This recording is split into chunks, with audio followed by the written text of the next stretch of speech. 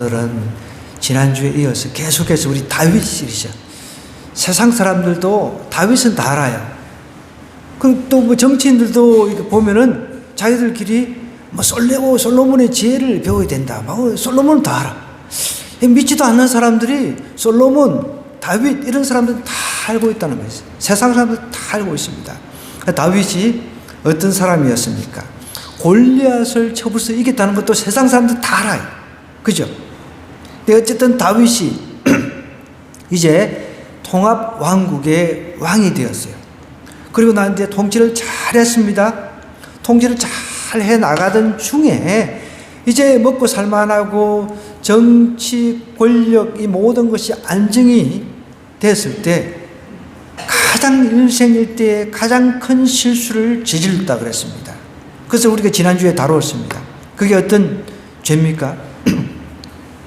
자기 부인이 있는데 자기 부하의 아내를 가늠한 그 사건으로 인해 가지고 한순간에 자기가 쌓아왔던 명성이고 모든 것이 다 날아가는 그런 일이 있었던 것이죠. 물론 이제 바세바라고 하는 여자를 범해가지고 부하의 아내를 범해가지고 1년 동안 잘 감추었습니다. 자기의 죄를 감추었는데 하나님께서는 나단이라고 하는 선지자를 보내가지고 그 다윗이 숨기고 꽁꽁 숨겼던 그 죄를 드러냈다 그랬습니다. 그리고 나서 이제 하나님께서 반드시 용서는 해주셨지만 그 죄의 대가는 네가 반드시 치러야 될 것이다. 이렇게 언지를 주었습니다. 오늘 이제 그 후폭풍이 이제 이어지는 거예요. 후폭풍이 어떻게 이어지냐면 아들이 반역을 해요. 아들이. 피비린내 나는 이제 그 이 반역 사건이 일어나는데 그 아들, 여러분, 2일 전에 어떤 일이 있었냐면 다윗에게는 장남 암논이라고 하는 아들이 있었어요. 둘째는 있었는데 아마 일찍 죽은 것 같아요. 그러니까 암논 이름도 그 우리가 암논하고 좀 비슷한데 헷갈리시면 안 돼요. 암놈이 아니라고 뭐라고요? 암논이에요, 논. 이게 장자인데 이 장자인 이 암논이 자기 이복 여동생을 사랑했어요. 이게 사랑이 아니죠, 그냥 욕정에 불타가지고 그 이복 여동생을 꼬드겨가지고 아픈 척 해가지고 이제 꼬드겨가지고 이제 어떻게 보면은 강간을 해버리는 사건이죠. 그런데 그 이복 여동생 이름이 다말이었어요.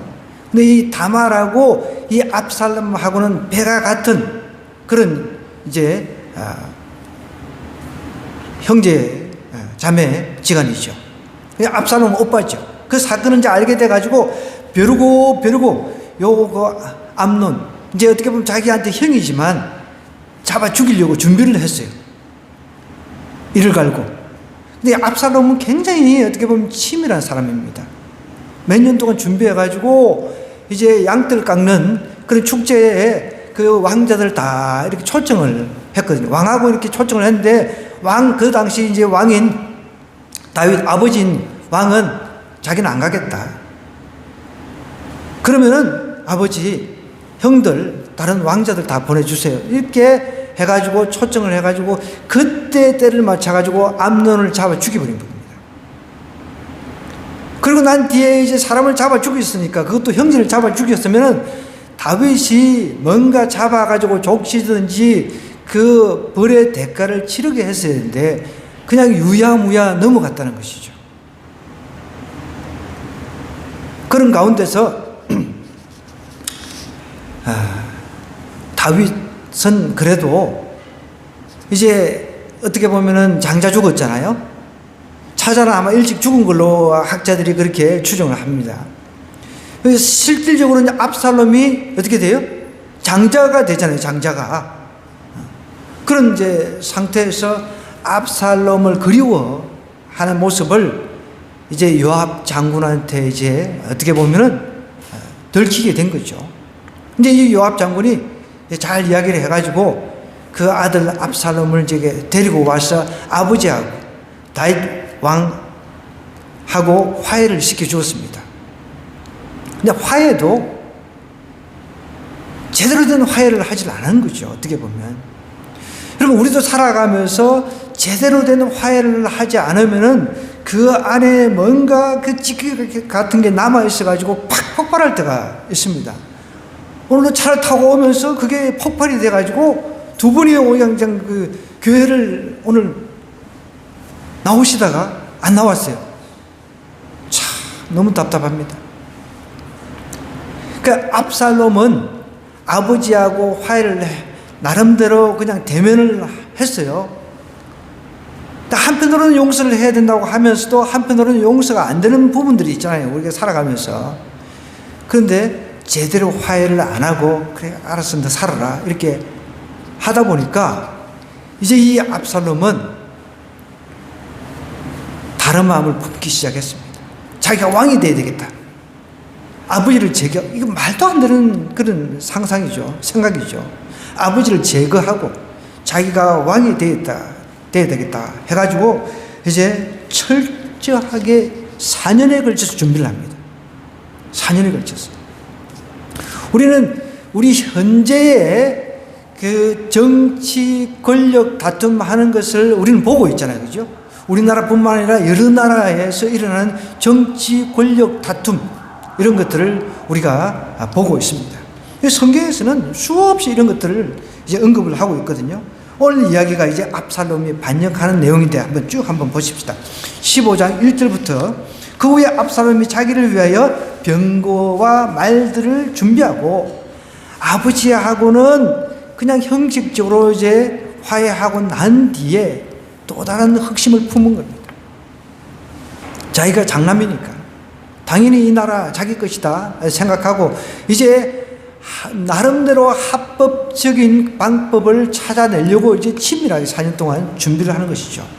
그런데 여러분 우리가 여기서 관가하지 말아야 될 것은 다윗은 하나님께서 세웠잖아요. 그죠? 사울 초대왕, 이스라엘 초대왕이 사울이었습니다. 사울 이후에 다윗이거든요. 자, 사울하고 다윗은 하나님께서 택하셨어요. 하나님께서 기름을 부으셨다는 거죠. 근데 이 압살롬은 자기가 왕이 되려고 하는 거죠. 그래서 자기를 위하여 병거와 말들을 준비하고 호위병 50명을 그 앞에 세웠습니다. 그러니까 개인 사병을 일으킨 거죠. 어떻게 보면 이제 왕자의 신분을 이용해 가지고 차근차근 준비를 했어요. 여러분도 우리 그 정권을 이제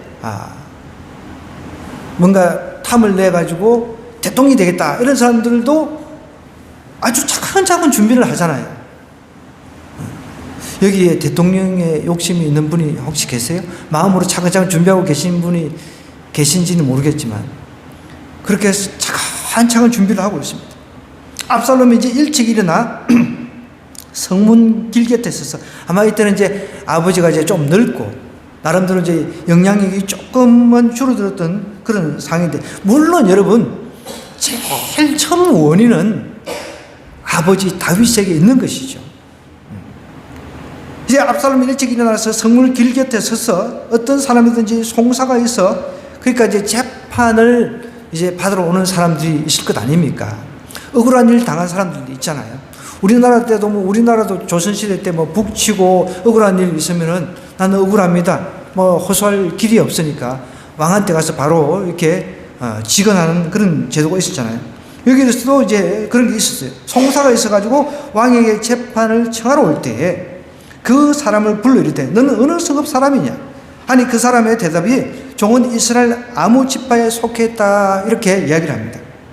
그러면 이제 압살롬이 그에게 이르기를 보라 내 일이 옳고 바르다마는 내 송사를 들을 사람을 왕께서 세우지 아니하셨다. 이것도 일종의 거짓말이죠. 왕이 10부장 100부장 다 시스템이 갖추져 있었습니다. 시스템이 갖추져 있었는데 지금 이 아들 압살롬은 거짓말을 하는 거죠. 내 송사를 들을 사람을 왕께서 세우지 아니하셨다. 그러니까 압살롬 자기가 최고의 공의롭고 정의롭게 판결하는 판사 역할을 한다. 그것을 지금 내세우고 있는 것이죠. 또 압살롬이 사절에 보니까 이러기를 내가 이 땅에서 재판관이 되고 누구든지 송사나 재판할 일이 있어 내게로 오는 자에게 내가 뭘 한다고요? 정의를 베풀겠다는 거예요. 여러분 겉으로만 정의로운 척하는 그런 사람이죠. 이 압살롬은. 속으로는 어떤 마음이 있다고요? 이런 과정들을 통해서 백성들의 마음을 싹 훔치려고 하는 거죠. 그 우리도 여러분 조심해야 되는 거예요. 정치인들이 잘하는 게 뭡니까? 백성들의 마음을 잘 훔치잖아요.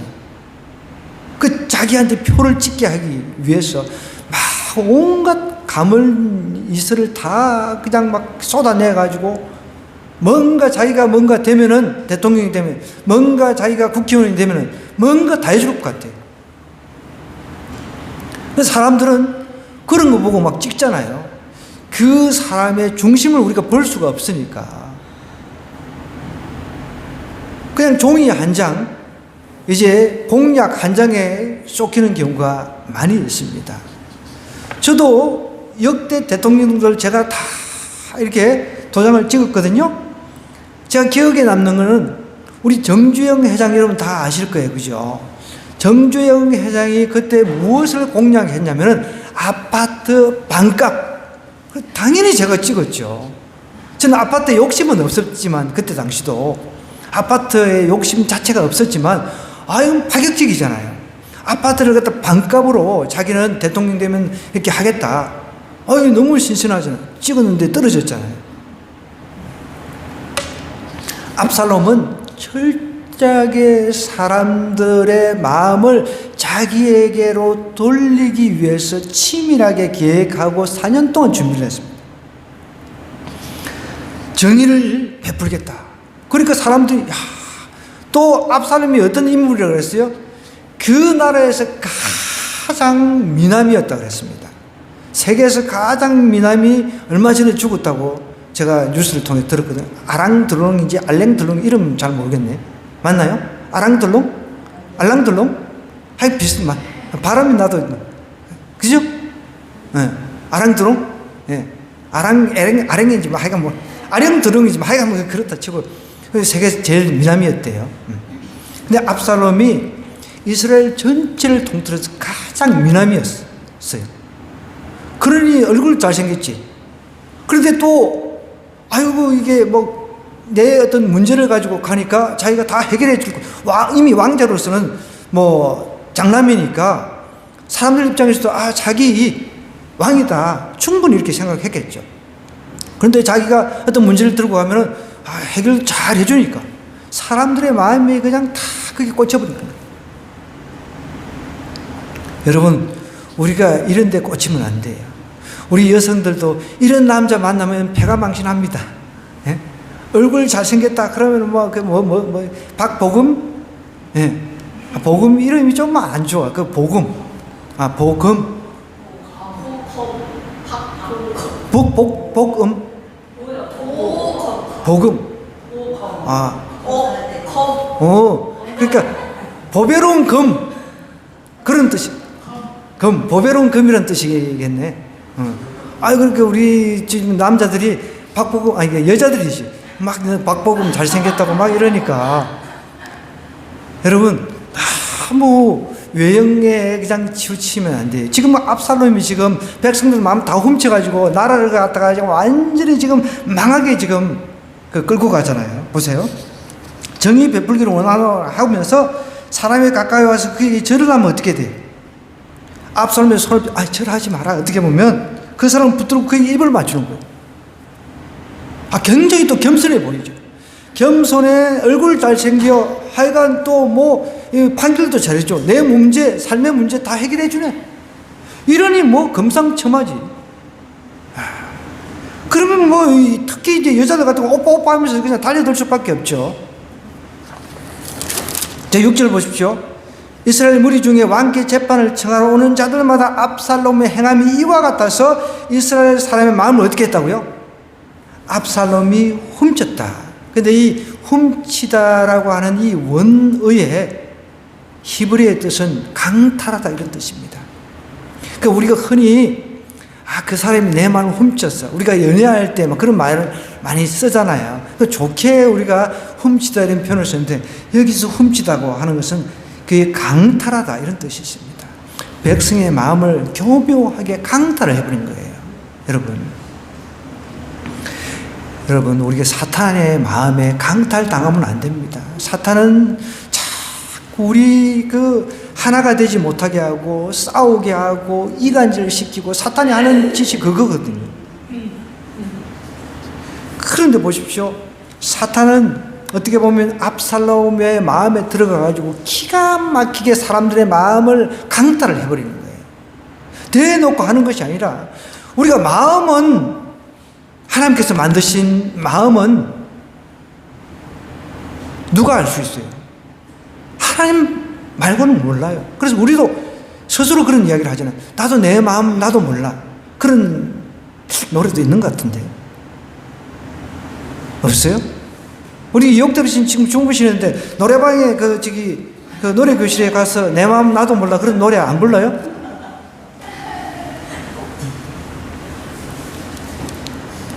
하나님께서 우리의 마음을 만드셨기 때문에 우리도 어떨 때는 우리의 마음을 모를 때가 있다는 거죠. 그러니까 마음을 안 드러내니까 겉으로 잘생겼어. 그리고 겉으로 공의롭게 재판하는 것 같아. 그러면은 요즘에 여러분 BTS 이건 아무것도 아닌 거죠. 그냥 한순간에 그 벼락스타 돼가지고 얼마나 백성들이 막 추앙하고 저 사람이 왕이 되면 내 모든 걸 다 바쳐도 되겠다 이런 생각을 한 거죠. 그래서 이제 4년 동안 그 작업을 한 거예요. 한 1년 정도 한 게 아니라 4년 동안 꾸준히 이렇게 여러분 4년이라고 하는 세월이 적은 세월이 아니잖아요. 4년 동안 꾸준히 사람들과의 그 관계를 쌓아간 거예요. 여러분 여기에 우리가 쏘면 안 되는 거예요. 그래서 어떤 사람들을 가끔씩 보면은 저도 예전에 우리 노 집사님하고 같이 이제 대리운전 이렇게 할 때 그 대리기사들이 이제 많은 사람들 태우잖아요. 그럼 이제 사람들 다양한 사람들을 태웁니다. 그럼 그 사장 중에 막 자기들끼리 통화하면서 자랑하는 사람들이 있어요. 내가 인맥 관리를 하는데 내 스마트폰에 수백 명 이렇게 있다. 막 자랑을 하면서 그 옆에 타고서 막 하는 이야기를 제가 예전에 들었거든요. 그 인맥 관리를 잘한다고 해서 다 성공하고 그런 것 아닙니다. 이 압살롬은 인맥 관리를 철저하게 잘했어요. 백성들 사이에서. 이제 거의 왕권은 따놓은 당상이죠. 그것뿐만 아니라 철저하게 군 병력까지 이렇게 통솔할 수 있도록 보십시오. 점점점 나아갑니다. 이 사람이 머리도 좋아. 여러분 예수님의 12제자 중에 머리 제일 좋은 사람이 누구예요? 가룟 유다. 그래서 실험을 해봤다잖아요. 가룟 유다만 보통 이제 회사에서 합격을 하고 다른 사람 다 떨어졌어. 다들 여러분 가룟 유다만큼 똑똑한 사람이 없었어요. 여기 보십시오. 이 압살롬이 얼마나 똑똑한 사람인지. 똑똑하다고 해서 그 마음 주면 안 돼.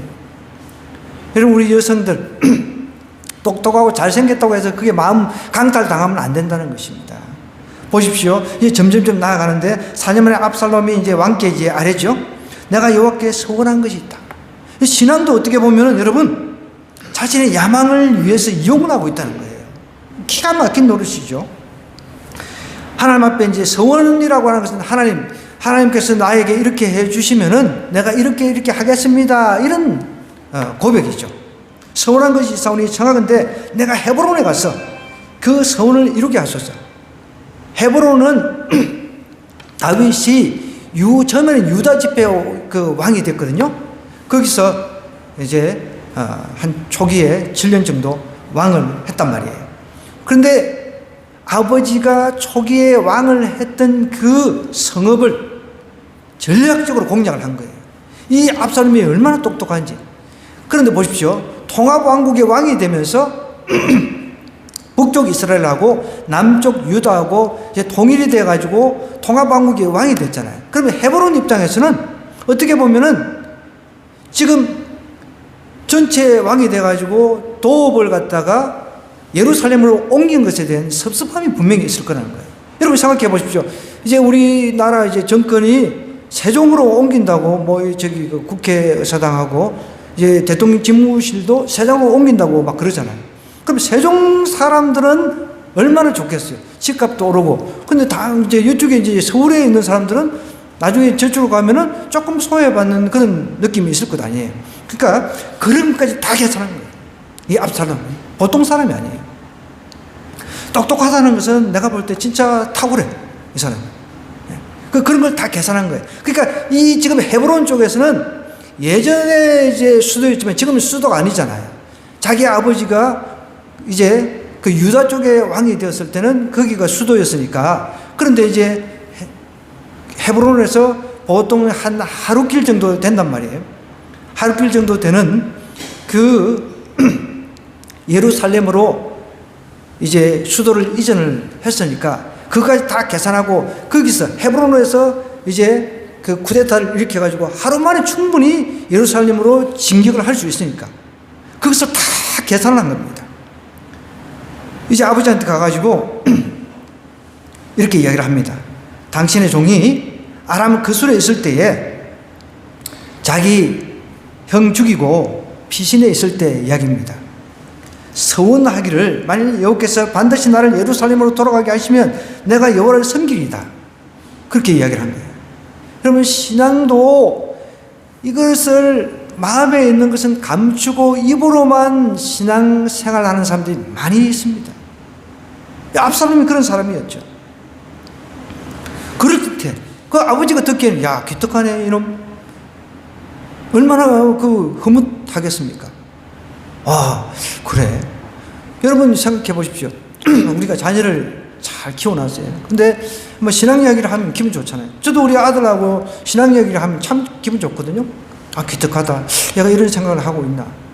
근데 우리 뭐 다른 분들은 모르겠습니다만은 여러분 자녀들하고 신앙 이야기하면 굉장히 기분이 좋아요. 흐뭇하고. 근데 이 다윗도 자기 아들이 앞으로 자기 왕이 될 수도 있는 그런 그 아들이란 말이에요. 똑똑하게 일 처리도 잘하지. 그리고 백성들한테 막 존중받고 이런 상황에서 자기가 하나님 앞에 서원을 했습니다. 그 자기를 보내달라고. 그렇게 이야기를 하니까 아 그래? 하나님 앞에 서원했다고 하니까 다윗이 어떤 사람입니까? 하나님께서 딱 보실 때 이 세상에 많은 사람 중에 다윗을 보실 때 하나님 마음에 합한 사람이라고 그랬어요. 유일하게.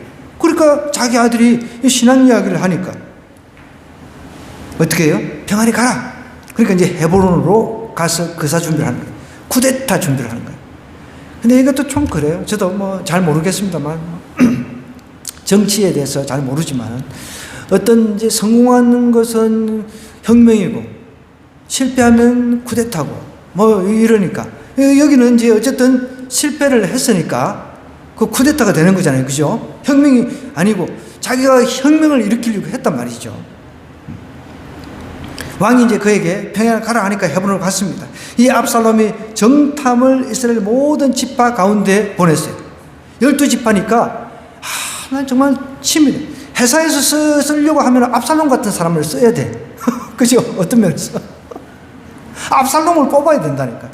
12정탐들을 보내가지고 12지파에 다 이렇게 사람들을 초청합니다. 보십시오.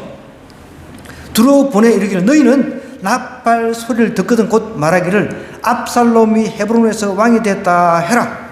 그렇게 이제 이야기를 하는 거예요. 그러면서 이제 그때 청함을 받은 200명, 그러니까 아마 정부 강요가 될 수 있는 사람들이에요.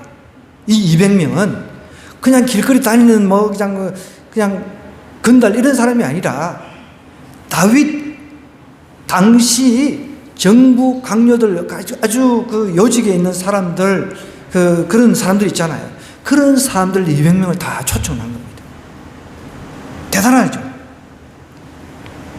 그때 청함을 받은 200명이 압살롬과 함께 예루살렘으로부터 헤브론으로 내려갔으니까 근데 이 사람은 이런 200명은 압살롬이 지금 쿠데타를 꾸미고 있는 걸 몰랐다는 것이죠. 여러분 우리도 어떤 사람이 어떤 제안을 해요. 좋은 사업의 제안이 됐던 어떤 특별한 조건을 걸고 제안을 해도 정말 이것이 하나님께로부터 나왔는지 물어보고 응해야 된다는 것이죠. 무턱대고 아유 자기 어떻게 보면 가장 유력한 왕이 될 사람, 그리고 백성들로부터 존경을 받고, 어떻게 보면 강탈해가지고 존경을 받은 것 아닙니까? 백성들의 마음을 훔쳐가지고. 그런데다가 잘생겼어. 최고의 미남이야. 그리고 하는 것마다 정말 아주 치밀하게 계획을 잘해. 아유, 그냥 뭐 초청을 받아가지고 냅다 이것저것 따지지도 않고 다 따라가네. 그러면 이런 사람들은 나중에 또 역적이 되잖아요. 그러니까 여러분, 우리는 늘 정말 사단은 광명한 천사처럼 위장을 해가지고 우리를 강탈합니다. 우리의 마음을 움직인다는 사실을 기억해야 돼요. 그들은 압살롬이 꾸민 그 모든 일을 알지 못했다는 거예요. 최근에 저도 이제 뉴스를 보면서 참 안타까운 일들이 일어나죠. 어쨌든 전 정권에서 충성한 사람이 지금 정권에서는 어떻게 역적이 되잖아요. 감옥에 가야 돼요. 별 다는 사람들, 여러분, 별 다는 사람들이 얼마나 노력해서 별까지 올라갔겠습니까? 저도 대형교회 부목사로 있을 때 그 소장 출신, 소장이면 별이 2개입니다. 별 2개. 소장 출신이면요, 가면은 별이 그 부대를 방문하면은 빵빠레가 그 군합 때가 동원이 됩니다. 그러면 괜히 뭔가 빵빠라빵빵빵빵빵 하면 뭐, 아유, 뭐, 뭔가 좀 어색어색해. 진짜 좀 뭔가 이렇게 대우받는 느낌이 들더라고요. 함부로 우리가 그런 것을 즐겨서는 안 된다는 것이죠. 이 압살롬이 그것을 우리에게 정확하게 이야기해 주고 있습니다. 압살롬이 꾸민 것을 모르고 200명이 따라가는 거예요. 이 사람이 따라갔다는 거 모르고 따라갔다고 나중에 우겨도 다윗 입장에서는 이놈들 봐라, 다 잘라버릴 수 있는 그런 위험에 빠지잖아요. 제사 드릴 때 압살롬의 사람을 보내 다윗의 모사 길로 사람 아이도벨은 어떤 사람이냐면, 여러분, 책사라고 하는 게 있잖아요. 책사. 책을 사라는 뜻이 아니라 그 왕이라든지 그 지도자의 어떻게 보면은 여러 가지 조언을 내주는 사람, 삼국지의 제갈공명 같은 사람, 그런 역할을 하는 사람이에요. 그런 사람까지 다 포섭을 다 해버린 거예요. 근데 그 중에 아이도벨이 누구냐면, 여러분 잘 들으셔야 돼요. 바세바의 할아버지로 보통 학자들이 이야기를 하고 있습니다. 바세바의 할아버지. 바세바가 누굽니까? 바세바라고 하는 예쁜 여자가 있었는데, 이 여자는 어떻게 보면은 우리아라고 하는 다윗 부하 장수의 아내였는데, 강제로 어쨌든 그 여자와 관계를 해서 결국은 자기의 아내로 만들어버렸잖아요. 근데 아이도벨이라고 하는 사람이 이 바세바의 할아버지였다는 거죠. 바세바의 할아버지라고 우리가 가정을 하고 성경에 분명히 이제 나오거든요. 여러 학자들도 이제 동일하게 바세바의 할아버지였다라고 주장을 합니다. 자, 그러면은 압살롬은 그까지 이용을 한 겁니다. 지금 아이도벨이라고 하는 이 책사는 다윗에 대해서 감정이 좋을까요, 나쁠까요? 당연히 나쁘겠죠. 그 이야기가 이참에 이 애도 이런 데 나오면 안 되는데, 자기를 잡아 죽이려고 하는 아들 낳고 싶어서 낳은 사람은 없지만 어쨌든 압살롬이 그런 사람이었다는 거죠. 그것까지 계산을 다 한 겁니다. 아이도벨한테 찾아가가지고 이렇게 해가지고, 당신 원한 있지 않느냐, 당신 손녀딸 뺏어간 아주도 나쁜 놈 아니냐, 분명히 그렇게 이야기했겠죠. 흔쾌히 자기가 책사가 이제 된 거죠.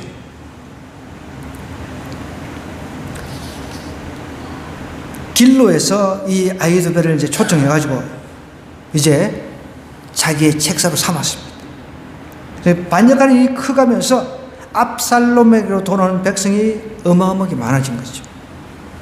그 백성도 이제 여론도 이렇게 조성이 돼가지고 온 나라가 이제 자기 것이 된 것처럼 그렇게 지금 일을 꾸민 것이죠. 물론 이제 하나님께서 나중에 압살롬을 제거를 하십니다. 자, 그럼 오늘 우리가 이 압살롬, 하나님의 마음에 든 사람도 아니고 오히려 사람의 마음을 훔쳐서 하나님의 뜻에 아주 역행하는 삶을 살아가는 사람, 이 한 사람을 통해서 우리가 배울 점이 있다는 것이죠. 압살롬은 먼저 자신의 이미지를 이용을 했습니다. 여러분, 우리도 살아가면서 자기 이미지를 관리를 잘하는 사람이 있습니다. 외형 관리부터 시작해서 겉으로 보일 때는 굉장히 멋쟁이고 그런 사람들 많잖아요.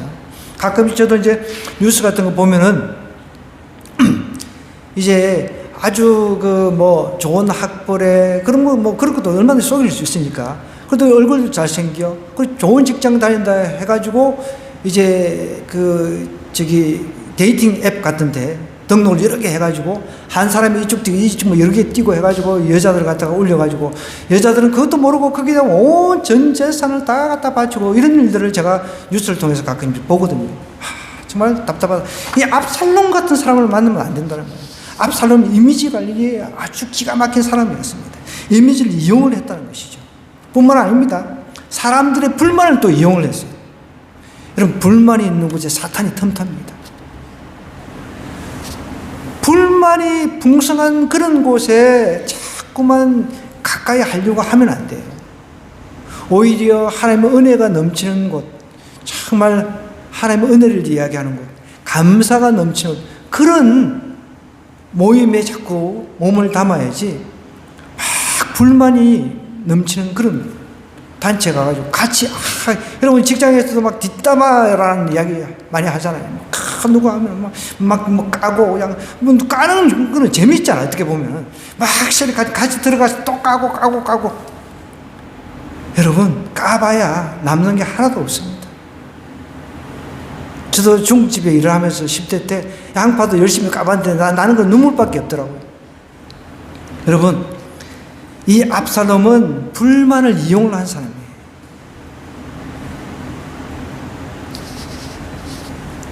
그래가지고 그 불만을 이용을 해가지고 군대를 조성해가지고 철저하게 쿠데타를 모의를 했다는 것입니다. 뿐만 아니라 어떻게 보면 비열한 거죠. 하나님 앞에는 정말 큰 죄죠. 신앙마저 자신의 야망을 이용해서 야망을 위해 이용을 했다는 것입니다. 압살롬은 병거를 준비했고 사람들의 마음도 얻었습니다. 최고의 참모도 얻었어요. 그러나 끝내 하나님의 마음은 얻지를 못했다는 것이죠. 여러분, 이 땅에 우리를 구원하러 오신 예수님은 어떤 분이십니까? 사람들의 마음을 훔치러 오신 분이 아니에요. 그분은 예수님이 이 땅에 오셔서 사람의 마음을 훔치지 않았습니다. 우리 사람들한테 손가락질 당했어요. 그죠? 자신의 생명을 내어 주었습니다. 우리 구원하시기 위해서, 저와 여러분들 구원하시기 위해서. 그러면서 자신의 생명을 우리한테 주시면서 우리로 하여금 그 마음을 하나님께로 향하게 만들었다는 거죠. 그리고 우리는 예수님 믿으면 하나님 앞에 제약 없이 나갈 수 있는 거예요. 우리도 그런 사람이 되어야 됩니다. 다른 사람 마음을 강탈하고 훔치는 그런 사람이 아니라 다른 사람들의 마음을 하나님께로 향하게 하는 그런 사람이 되어야 된다는 것이죠. 오늘 메시지가 그겁니다. 압살롬은 먼저 자신의 이미지를 만들었습니다. 압살롬은 사람의 불만을 이용했어요. 압살롬은 신앙마저 자신의 야망을 위해서 이용했다고 그랬습니다. 여러분, 우리는 다른 사람들이 불만이 가득 찬 사람들이 있으면 그 불만을 누그러뜨려서 하나님을 향할 수 있도록 그렇게 만들어가는 그런 사람이 되어야 됩니다. 이번 한 주 그런 삶을 저와 여러분들이 살아내기를 주님으로 간절히 부탁드립니다. 우리 함께 마음 먹고 기도하겠습니다. 하나님, 제가 사람들의 마음을 훔치는 사람이 아니라 사람들의 마음을 하나님께로 향하게 하는 그런 사람이 되기를 원합니다. 저를 그런 도구로 사용해 달라고 주님의 기도하도록 하겠습니다.